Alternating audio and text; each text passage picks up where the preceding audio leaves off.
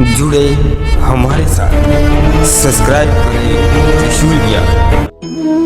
गीता, भगवत गीता वो ग्रंथ है जिसमें मनुष्य की हर समस्या का समाधान है। समस्या चाहे आपकी हो, घर की हो या किसी रिश्ते की हो, भगवत गीता हर प्रश्नों का उत्तर देती है। उसी भगवत गीता के अध्याय के बारे में जानेंगे जो आपकी जिंदगी बदल देगा। बस आप इस वीडियो को अंत तक एकाग्र होकर ध्यान से सुनिएगा। जो भी व्यक्ति अंत तक इस वीडियो को देखेगा वो व्यक्ति अपने जीवन में जो कुछ प्राप्त करना चाहता है वो उसे अवश्य प्राप्त होगा। और आप हमारे चैनल पे पहली बार है तो आप इस चैनल को सब्सक्राइब जरूर कीजिएगा और बेल आइकन को प्रेस करना ना भूलिएगा। हमारा उद्देश्य केवल हमारे धर्म, हमारी संस्कृति को उजागर करना है। आशा करते हैं आपने सब्सक्राइब कर लिया होगा। भगवत गीता पहला उद्देश्य है किसी का गलत व्यवहार कभी सहन नहीं करना चाहिए, चाहे वो छोटा हो या बड़ा, अपना हो या पराया।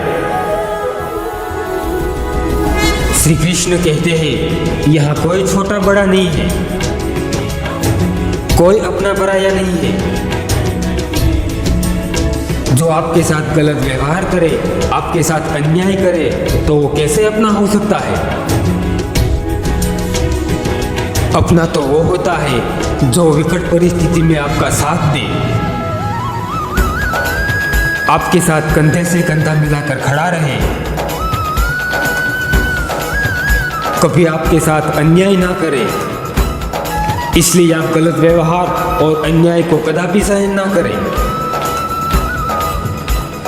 चाहे वो आपसे बड़ा हो या छोटा या किसी आपका अपना ही क्यों ना हो। जितना आप सहन करोगे उतना उसको बल मिलेगा। श्री कृष्ण कहते हैं अन्याय और गलत व्यवहार किसी के साथ करना भी मत और उसे सहना भी मत, चाहे वो अपना ही क्यों ना हो। भगवत गीता का दूसरा उद्देश्य, जो चला गया है उसका कभी दुख मत करो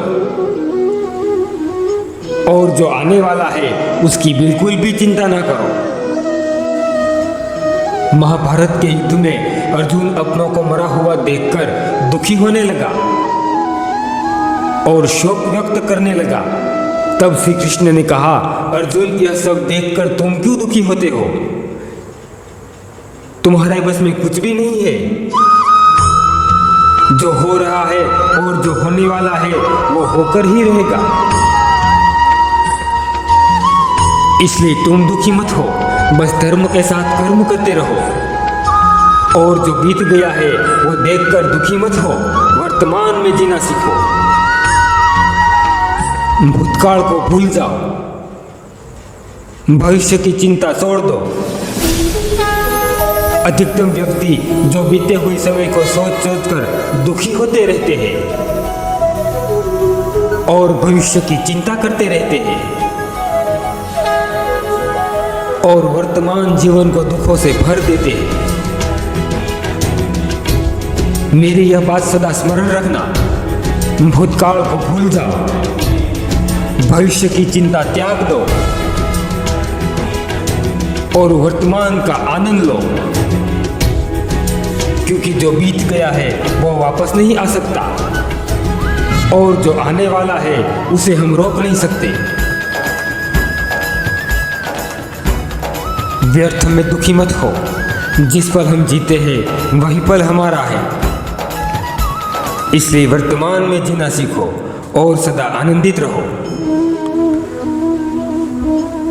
भगवत गीता का तीसरा उपदेश, भय को त्याग देना चाहिए।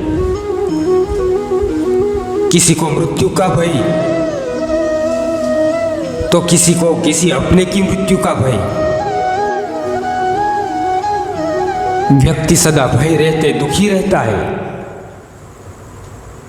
और उसका कारण है मोह।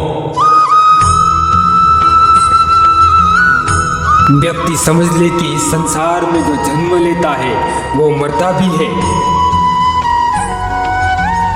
सभी को एक ना एक दिन इस शरीर को त्याग करना ही पड़ता है। किसी को आज, किसी को कल। आत्मा तो अमर है, वो कभी नहीं मरता। इस संसार का सबसे बड़ा सत्य है, ना ही हिम इसे पिघला सकती है, ना ही अग्नि उसे जला सकती है। आत्मा कभी नहीं मरता, मरता है सिर्फ शरीर।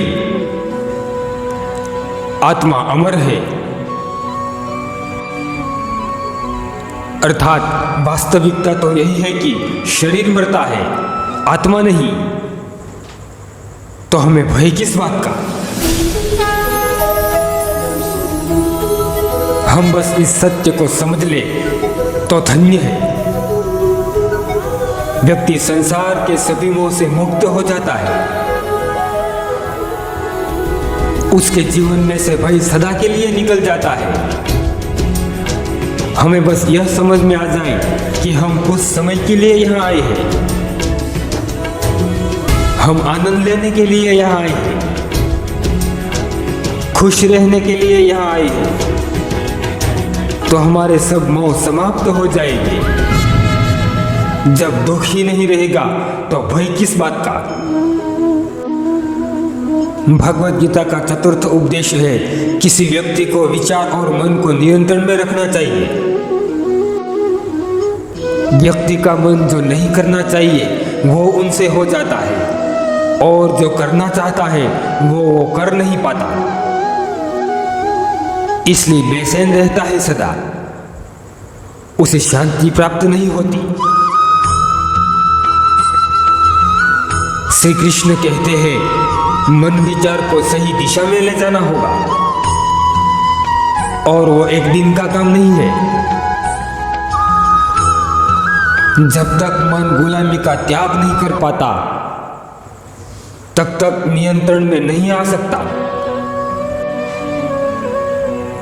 व्यक्ति पूरा जीवन इधर उधर दौड़ता रहता है। किस लिए?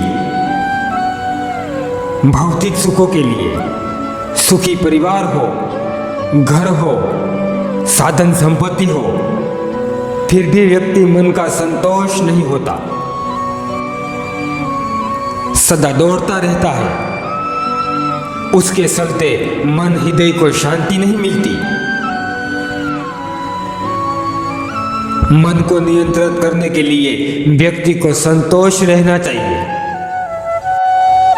मेहनत परिश्रम करके जो प्राप्त होता है उनसे संतोष रहना चाहिए। दोस्तों, यहाँ तक आप हमें सुन रहे हो तो कमेंट करके जरूर बताना हमारी इन चारों उपदेशों से आपको क्या सीख मिली। और अभी तक आपने हमारे इस चैनल को सब्सक्राइब नहीं किया हो तो सब्सक्राइब कर लें और बेल आइकन को प्रेस करना ना भूलें, ताकि हर वीडियो की नोटिफिकेशन आपको मिलती रहे।